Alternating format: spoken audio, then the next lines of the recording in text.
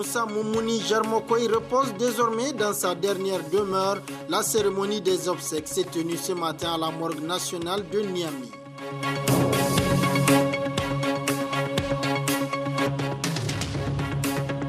La promotion du patrimoine culturel africain au cœur d'un colloque ouvert ce matin à Niamey sur l'initiative du CELTO et l'IRCH. Le thème choisi est la parole mère de l'écrit.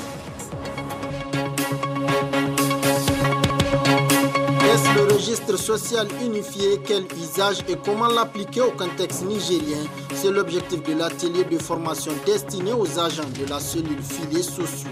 Le développement de tous ces titres avec Bouli Adamouide. Bouli, bonsoir.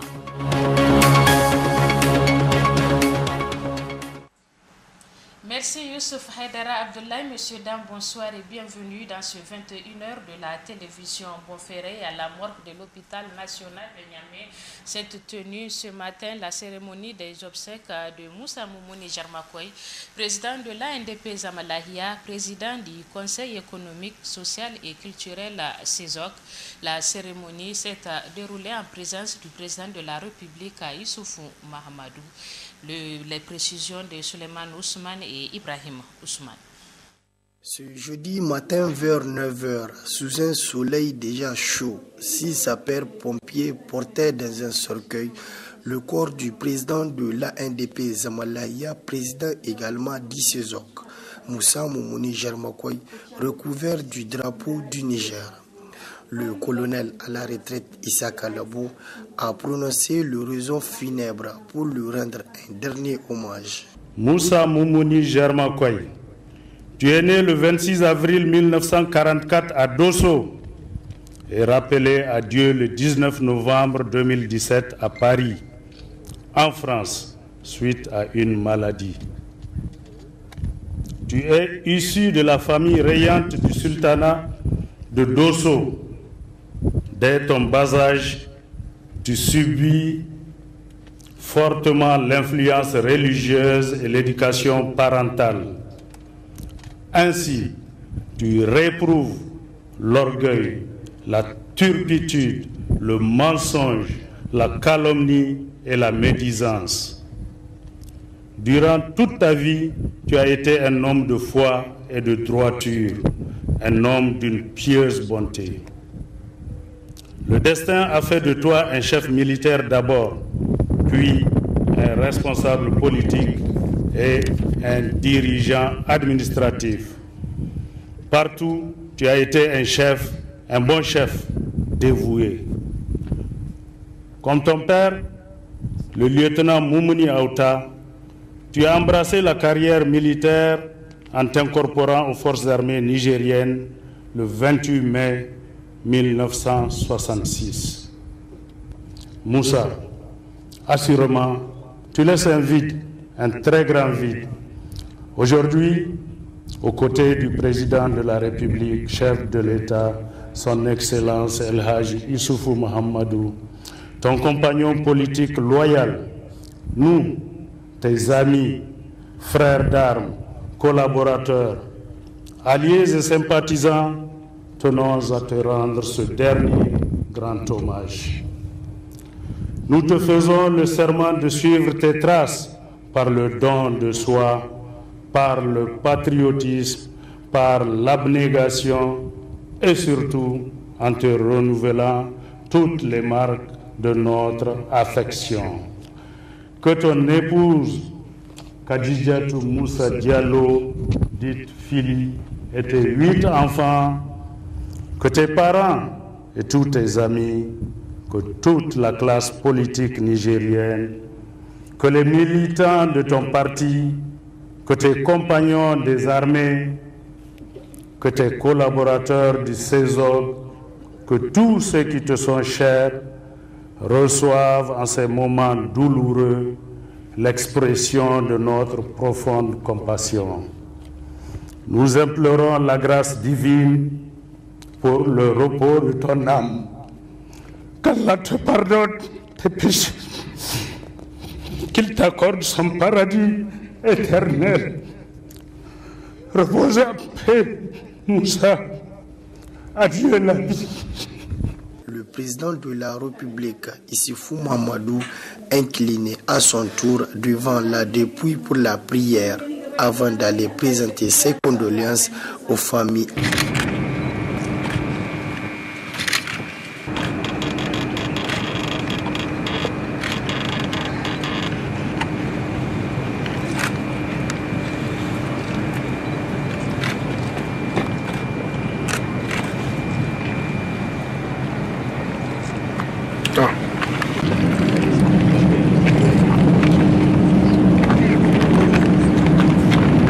Le corps a ensuite été chargé à bord d'un véhicule des sapeurs-pompiers en direction de la région de Dosso où il sera inhumé. Marié et père de 8 enfants, Moussa Moumouni Jarmokoy est décédé des suites d'une maladie à Paris le 19 novembre d'année. Qu'Allah, le Tout-Puissant, le Clément, le Miséricordieux, l'accepte dans son paradis éternel. Amen. Amen. Après l'oraison funèbre à Niamey, donc Moussa Moumouni Jarmakoy, rappelé à Dieu le dimanche dernier, repose désormais dans sa région natale d'Ozo. Il a été inhumé en présence du président de l'Assemblée nationale, des membres du gouvernement, des représentants de l'opposition politique, de la hiérarchie militaire et plusieurs amis et proches du défunt. Les réactions de condamnation continuent donc suite aux actes de vandalisme perpétrés sur le matériel roulant de la radio et télévision Bonferré. Je vous donne donc lecture. Je vous propose de suivre le communiqué rendu public à cet effet par le ministère de la Communication qui a condamné l'acte qu'il juge contraire au principe donc du gouvernement qui est d'œuvrer pour la liberté de la presse au Niger. Le communiqué est lu par Youssouf Haïdara. Suite aux actes de vandalisme perpétrés le 21 novembre 2017 dernier à Niamey contre le groupe de presse Bonferré, le ministère de la Communication exprime sa totale réprobation et condamne ces actes qui sont contraires aux soucis du gouvernement d'œuvrer sans relâche au renforcement de la liberté d'expression et du cadre démocratique au Niger. Le ministère de la Communication réaffirme l'attachement du gouvernement à la liberté de la presse et à la protection des journalistes, fait à Niamey le 22 novembre 2017. Le deuxième communiqué émane du réseau des radios et télévisions indépendantes du Niger, RTIN en abrégé. Le réseau apporte son soutien à Bonferré et condamne avec la dernière énergie un acte ignoble. La teneur toujours avec Youssouf Haïdara Abdoulaye. Réunis en session extraordinaire ce mercredi 22 novembre 2017 à l'effet d'examiner la situation née des actes de vandalisme perpétrés sur le matériel roulant du groupe de radio et télévision Bonferré le mardi 21 novembre 2017 aux environs de 3 heures du matin, le réseau des radios et télévisions indépendantes du Niger, RRTIN, cadre fédérateur des organes de presse audiovisuels privés, rend public le communiqué ci-après. 1. Le réseau des radios et télévisions indépendantes du Niger, RRTIN, condamne avec la dernière énergie cet acte ignoble d'où qu'il vienne. 2. Rappelle que ce n'est pas la première fois que du matériel roulant des organes de presse est victime d'actes de vandalisme. 3. Apporte son soutien au groupe de radio et télévision Bonferré dans cette épreuve. 4. Se félicite de la saisie par Bonferré des services compétents, notamment la police judiciaire qui a ouvert une enquête. 5. En appel aux autorités de tutelle pour la prise de mesures adéquates en vue de garantir davantage la sécurité des personnes et des biens des entreprises de presse. Fait à Niamey le mercredi 22 novembre 2017. Parlons de toute autre chose à présent. La Cour constitutionnelle vient de constater par arrêt en date du 21 novembre 2017 la vacance de poste de M. Karidio Mamadou, actuel ministre des Transports. Les détails avec Moustapha Abdurrahman Zongoma. Fin de la polémique autour de la nomination de l'ancien président de la Haute Cour de justice, le député Karidio Mamadou, au poste de ministre des Transports. Le président de l'Assemblée nationale, agissant pour le compte de l'Assemblée nationale, a saisi la Cour constitutionnelle afin qu'elle constate la vacance du siège de député occupé par Karijo Mamadou. Saisine faite par lettre numéro 00080-PAN-SG en date du 15 novembre 2017. La Cour constitutionnelle a à cet effet rendu un arrêt numéro 006-CC-ME le 21 novembre 2017 pour recevoir la requête du président du Parlement, constater qu'il y a effectivement vacance du poste occupé par M. Karijo Mamadou et dire qu'il est remplacé par son suppléant, M. Abdikrim Moulay Saïdan. Sur initiative du CELTO en collaboration avec l'URSH, s'est ouvert aujourd'hui le colloque pour la promotion du patrimoine culturel africain tel que la tradition orale. Le thème retenu pour ce colloque est le thème choisi donc pour ce colloque est la parole mère de l'écrit, les précisions de Husseina Hassoumi et Abdul Aziz Chibrila. C'est pour offrir un cadre de discussion, de réflexion et de concertation pour les échanges fructueux entre chercheurs venant de disciplines et d'horizons divers que le Centre d'études linguistiques et historiques par tradition CELTO, en collaboration avec l'Institut de recherche en sciences humaines IRSH, a organisé ce colloque scientifique international autour du thème « La parole mère de l'écrit, transmission, créativité et matérialité », une thématique relevant des compétences du centre et s'articulant autour de plusieurs axes. Notre colloque de cette année a comme thème « La parole mère de l'écrit, transmission, créativité et matérialité ». Il est situé dans le sillage de la parole et de l'encre et autour des questions qu'il suscite et vise en premier lieu à rapprocher les sources orales, les sources fondamentales dans le domaine de la science, des sciences sociales et humaines en Afrique et à explorer les voies d'analyse et de recherche en mettant au centre de la réflexion la question méthodologique en raison des insuffisances relevées par le colloque organisé en 2011 à Bodrafao, Togo, par le professeur Gaïbo. Le thème s'articule autour des axes suivants: sources orales et écriture de l'histoire africaine, tradition orale, pratique sociale et histoire, mémoire et histoire, savoirs locaux et histoire, tradition orale et perspectives linguistiques, tradition orale, art, archéologie et territorialité, nouvelles recherches en tradition orale, manuscrits anciens et didactiques. En prenant à tour de rôle la parole, le vice-recteur de l'université Abdou Moumouni et le directeur du cabinet du ministère de l'Enseignement supérieur, de la Recherche et de l'Innovation ont salué l'engagement et le sacrifice des organisateurs pour cette heureuse initiative. Je suis particulièrement fier et heureux que l'Institut de recherche en sciences humaines, l'IRSH, et le Centre d'études linguistiques et historiques par tradition orale CELTO, deux institutions pionnières dans la collecte et l'exploitation des données de tradition orale en Afrique, aient choisi d'unir, d'organiser conjointement ce colloque sur la parole mère de l'écrit, transmission, créativité et matérialité. Cela témoigne de l'excellence de la collaboration entre ces deux institutions. Il est heureux de constater que le voisinage de ces deux institutions n'est pas seulement géographique. Il est aussi et surtout une convergence intellectuelle qui contribue à nourrir la réflexion sur les traditions orales et écrites de notre continent par des apports novateurs. Durant les 3 journées qui va durer ce colloque, des réflexions très appréciables seront accumulées par les participants dans le but de contribuer aux efforts de promotion du patrimoine culturel africain indispensable au développement de nos pays. Ce colloque a été rehaussé par la participation des professeurs de renom tels que Jibril Tamsir Niane, Elimine Ould-Baba Mustafa, Sekou Bemba et Joseph Adandi. Ouverture ce matin à Niamey d'un atelier national de partage sur le registre social unifié. Ils prennent part à cette rencontre les agents de la cellule filets sociaux.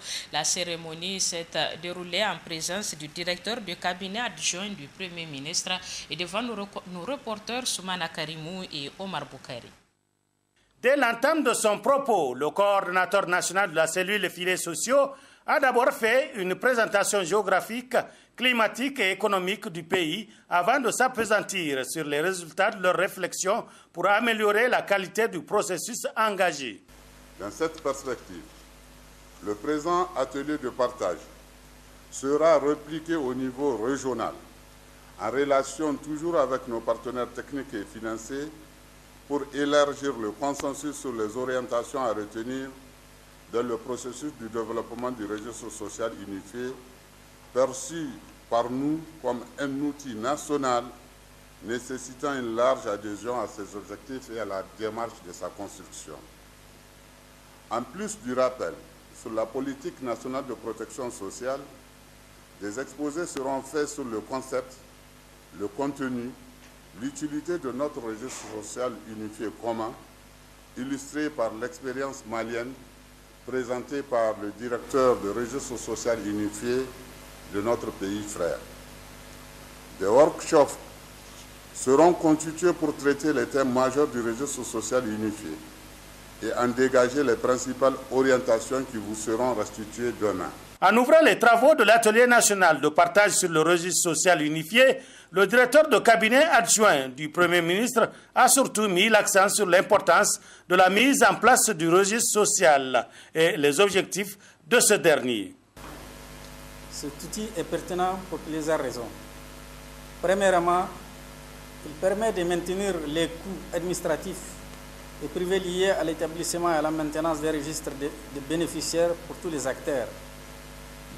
Deuxièmement, il favorise la coordination, la complémentarité et l'orientation des programmes d'assistance et de développement. Troisièmement, il facilite la mise à l'échelle rapide des programmes destinés à renforcer la sécurité alimentaire et nutritionnelle et la résilience des populations et des programmes d'urgence. Mesdames et messieurs, l'atelier qui nous réunit aujourd'hui devra permettre, entre autres objectifs, de partager les concepts et le contenu du registre social unifié et le projet de sa mise en place au Niger et informer une large gamme d'acteurs à tous les niveaux sur les implications et les enjeux d'un tel projet.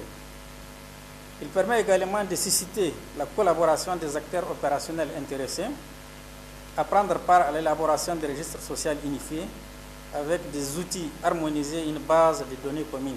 Ce qui est sûr, dès demain après-midi, une séance sera consacrée pour les acteurs directement impliqués dans la mise en œuvre des programmes et l'utilisation des supports de collecte harmonisés. Cet atelier national de partage sur le registre social unifié durera jusqu'au 24 novembre 2017. Les journalistes sont à l'école du savoir sur le lexique des termes juridiques et procédures judiciaires au Niger. L'atelier se tient depuis ce matin à la maison de la presse de Niamey. Ils prennent part pour Bonferré Télévision, Kassassi Ibrahim et Luc Oga. Renforcer les capacités des journalistes sur le lexique des termes juridiques et procédures judiciaires, tel est le thème de l'atelier de formation qu'organise la Maison de la Presse et l'International Media Support, IMS, à travers le projet d'appui aux médias du Niger. Dans le cadre du traitement de l'information, les journalistes qui s'intéressent aux dossiers judiciaires sont confrontés à plusieurs obstacles, dont entre autres celui de l'interprétation des terminologies du domaine, la lenteur du mécanisme et l'absence d'une politique de communication. L'objectif général de cet atelier est d'améliorer l'accès à la justice en vous formant aux principes généraux du fonctionnement du système judiciaire, du droit applicable et à la rédaction de chroniques judiciaires ou d'articles portant sur la justice. Le secrétaire général de la Commission nationale des droits humains et conférencier rappelle toute l'importance de ce thème. C'est pourquoi je me suis proposé de vous scinder aujourd'hui notre travail en deux parties. D'abord, une première partie de la première journée sur laquelle nous allons nous appesantir sur les questions des droits de l'homme pour arriver jusqu'au dernier point aujourd'hui qui nous intéresse et qui intéresse tous les États du monde entier, c'est-à-dire la question des objectifs du développement durable. l'agenda 2030 et l'agenda 2063 de l'Union africaine. Quelle Afrique nous voulons? Et c'est après avoir fait ce tour d'horizon, parce qu'il est nécessaire. Qui veut être journaliste d'investigation, qui veut s'intéresser à la question des droits de l'homme, qui veut s'intéresser particulièrement aux droits judiciaires, doit connaître ces concepts. Et c'est comme ça que le deuxième jour, nous allons nous appesantir maintenant sur l'organisation judiciaire à proprement parler, pour voir les différentes autorités judiciaires qu'il y a. Les autorités de poursuite, les autorités d'instruction, les autorités de jugement. Les participants à cet atelier auront 2 jours pour échanger sur plusieurs questions relatives à la justice. En effet, le domaine judiciaire, comme tous les autres, a ses spécificités, règles et exigences que le journaliste doit appréhender.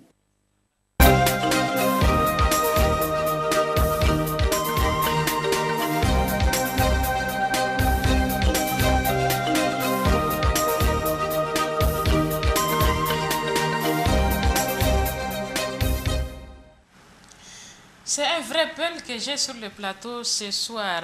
Il est tout de jaune vêtu, Ibrahim Yero. Yero, bonsoir et bienvenue dans la Haine des journaux. Bonsoir, Boli, et bienvenue. Yero, nous allons débuter la Haine des journaux avec le canard déchaîné qui annonce une triste nouvelle. Le président de l'ANDP Zamalaya s'en est allé. Le Niger en deuil, Moussa Moumouni Jarmakoy, une perte inestimable. Titre en gros, l'hebdomadaire satirique Le Canard déchaîné. Le Canard déchaîné qui écrit, et je cite, « Le Niger dans son ensemble est en deuil suite au décès du président du CESOC et président de l'ANDP Zamalaya. Le vide laissé par cet homme intègre et reconnu pour sa sagesse sera difficile à combler. Le premier à pleurer la disparition de cet illustre homme est incontestablement le président de la République, Issoufou Mahamadou, qui entretenait des relations fraternelles avec lui et avec toute la famille Jarmakoy. Les hommes politiques nigériens dans leur ensemble ont perdu un homme exemplaire et patriote. Moussa Moumouni Jarmakoy, né le 26 avril 1944, est politicien nigérien qui a été président de l'ANDP Zamalaya depuis 2010. En tant qu'officier de haut rang, il a été chef d'état-major de l'armée de terre pendant un certain temps et a également brièvement servi comme ministre de la Défense nationale en 1999 dans le cadre du régime militaire de transition. Après avoir pris sa retraite de l'armée et entamé une carrière politique, il s'est présenté comme candidat de l'ANDP à l'élection présidentielle de 2011, ne remportant qu'une petite partie des voix. Depuis 2011, il était président du Conseil économique, social et culturel CESOC, rappelle le Canard déchaîné. Que son âme repose en paix, Héros. Amen. Le républicain condamne la vente aux enchères de migrants en Libye. Indignation, trafic humain en Libye, un crime odieux, s'emporte en gros.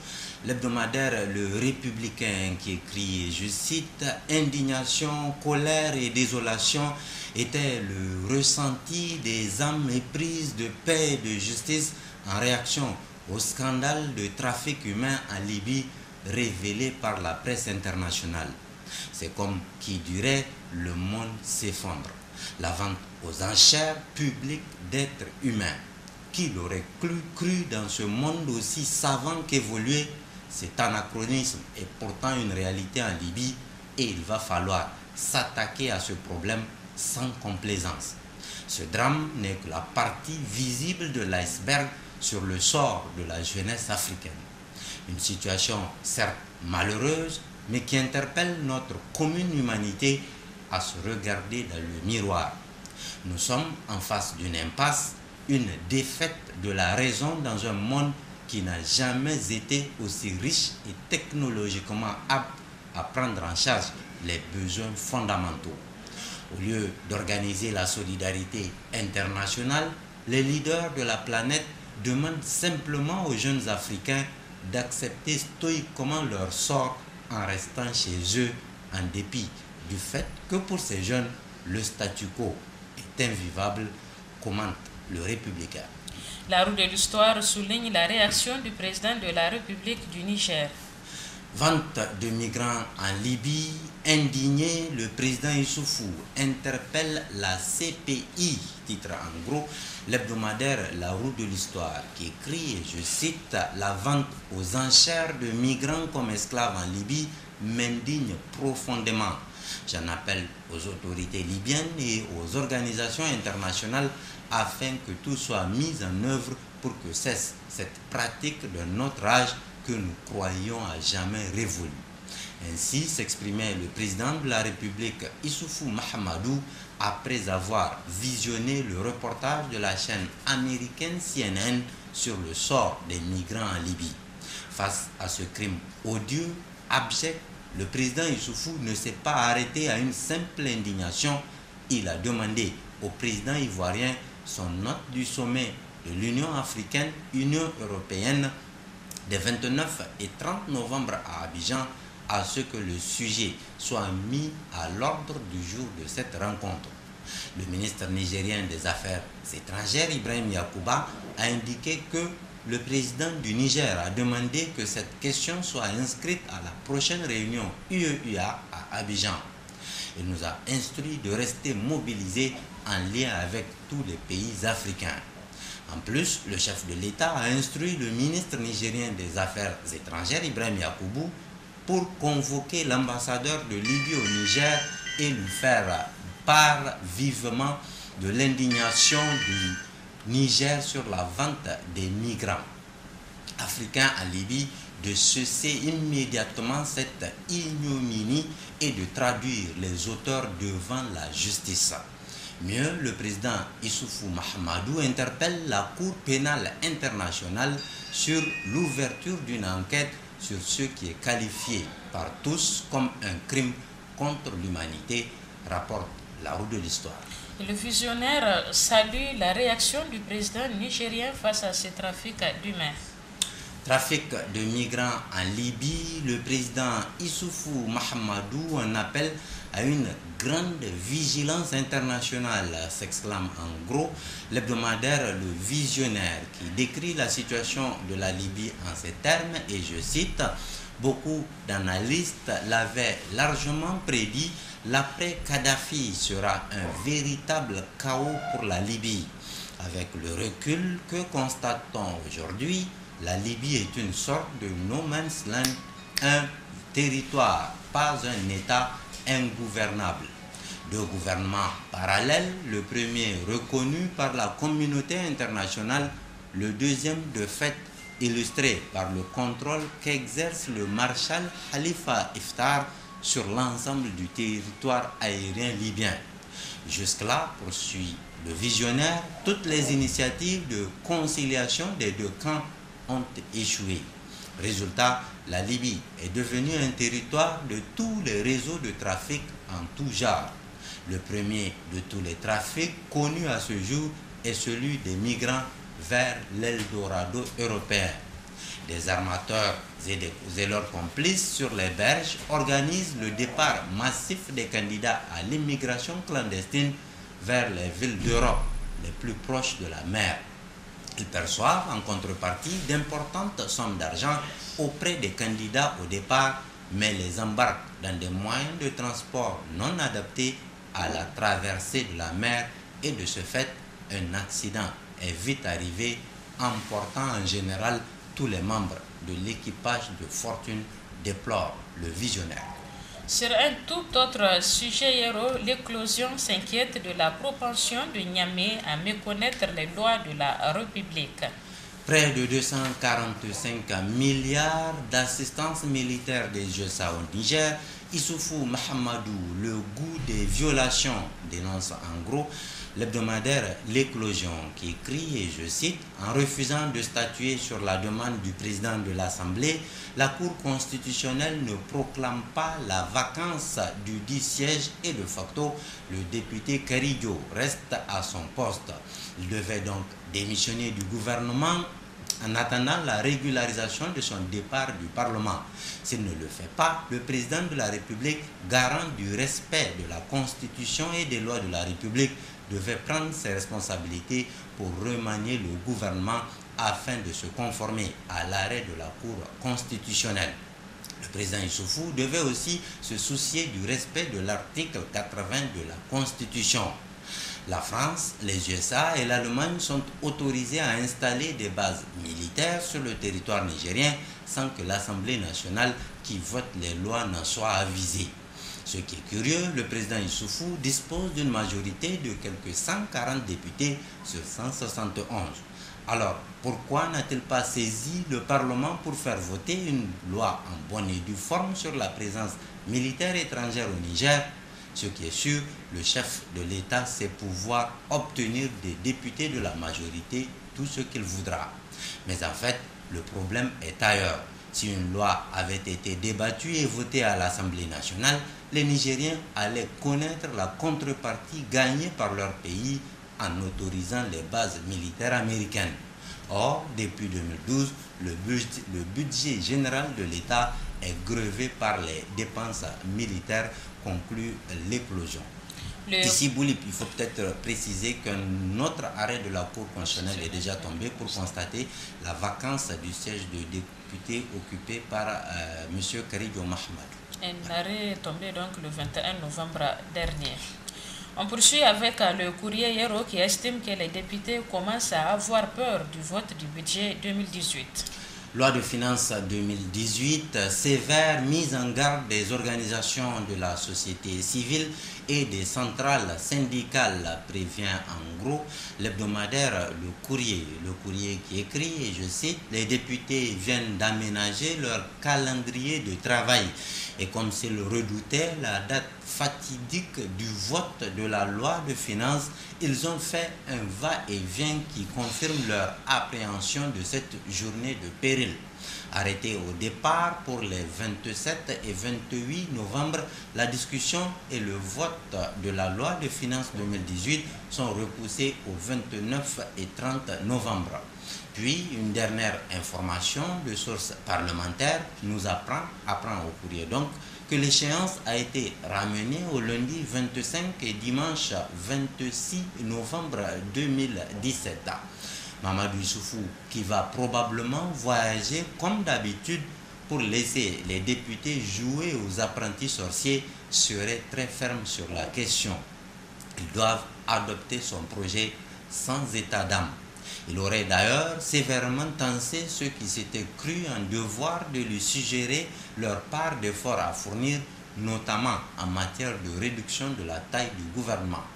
Dans les faits, les Nigériens constatent, profondément choqués par cette attitude va-t-en-guerre de Mamadou Issoufou, qu'au lieu de consentir les sacrifices attendus, il continue à grever considérablement les dépenses de l'État en nommant de nouveaux conseillers, parfois avec rang de ministre.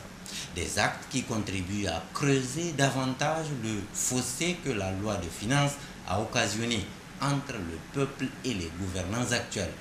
Les organisations de la société civile et les centrales syndicales, très remontées, ont sévèrement mis en garde l'Assemblée nationale et le gouvernement contre le vote de cette loi de finances, rappelle Le Courrier. Pour le monde d'aujourd'hui, la gouvernance actuelle a terrassé les Nigériens. Gouvernance sociale et économique, le coup KO du président Issoufou. Titre en gros, l'hebdomadaire Le Monde d'aujourd'hui qui écrit, et je cite, au présidentiel de 2016, le président sortant Issoufou Mahamadou avait promis de faire un coup KO, c'est-à-dire passer dès le premier tour, chose qu'il n'a pu réaliser, mais cela ne lui a pas empêché de s'offrir un second mandat en ligotant son adversaire du deuxième tour à la prison civile de Filengue. Si ce premier coup KO a échoué, le chef de l'État a réussi un autre coup KO. Il a gagné à mettre KO les finances publiques, l'école et la santé publique, les libertés publiques. Bref, sa gouvernance a mis le Niger sur cale. Un premier ballon d'essai a d'ailleurs été réussi lors des précédentes échéances électorales avec le forfait entre guillemets signé par les leaders politiques traditionnellement candidats à la présidence de la République. Dès lors, poursuit Le Monde d'aujourd'hui, l'on ne peut point s'étonner que le président Issoufou veuille rééditer cet exploit pour son propre compte ou celui de la personne qu'il aura choisi pour lui succéder. Dans un cas comme dans l'autre, la démocratie est en danger. Outre les inquiétudes légitimes relativement au projet de loi de finances 2018, risque de mettre le pouvoir d'achat des Nigériens KO. Avec les taxes et impôts prévus dans ce budget, c'est une existence difficile qui s'annonce pour les populations. Si Issoufou Mahamadou n'a pas réussi son coup KO électoral, il a gagné sur le ring de la gouvernance. Après tout, coup KO, c'est coup KO, ironise Le Monde d'aujourd'hui. L'actualité semble déplorer le double langage du ministre Daouda Mamadou Marté vis-à-vis des écoles privées.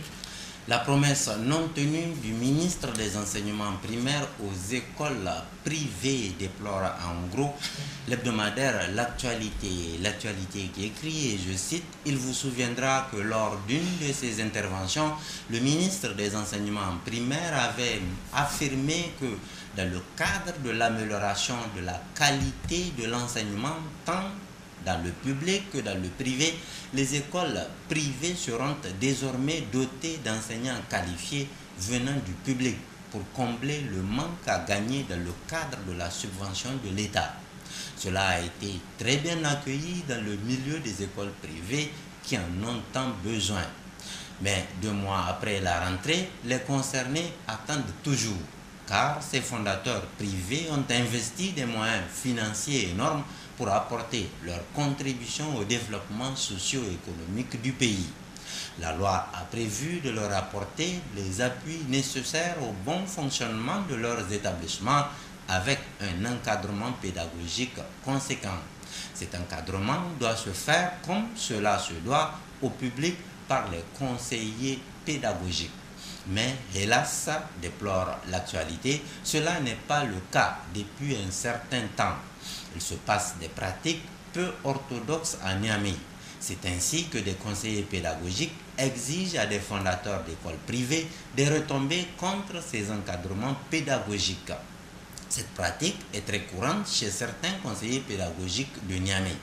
Les fondateurs des privés en ont aujourd'hui ras-le-bol de ces comportements qui n'honorent pas leurs auteurs.